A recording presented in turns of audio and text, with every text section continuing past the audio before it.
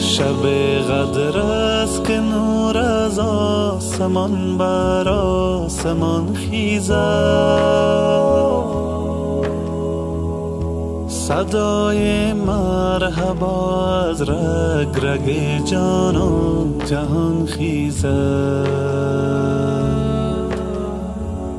شب قرآن، شب ایمان، شب راز و نیاز امشب،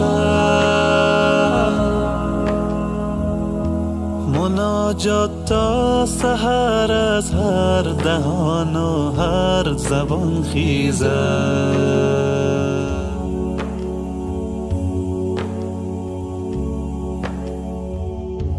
در این شب لوح محفوظ گنج را بر آسمان بخشید، همان گنجیست که نورش تا به محشر جاویدان خیزد.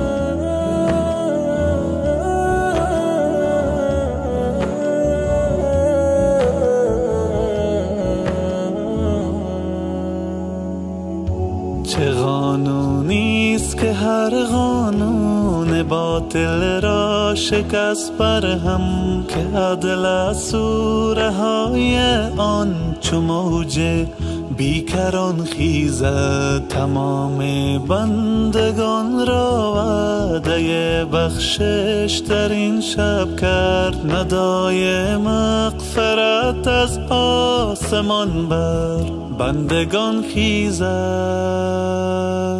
شب قدر است که نور از آسمان بر آسمان خیزد، صدای مرحبا از رگ رگ جانان جهان خیزد. شب قرآن، شب ایمان، شب راز و نیاز امشب،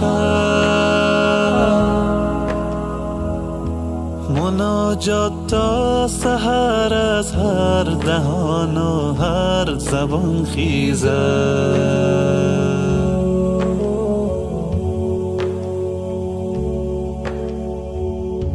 ملائک دست بر سینه پذیرا صد درود گویند، صدای نغمه قرآن ز هر شهر و مکان خیزد.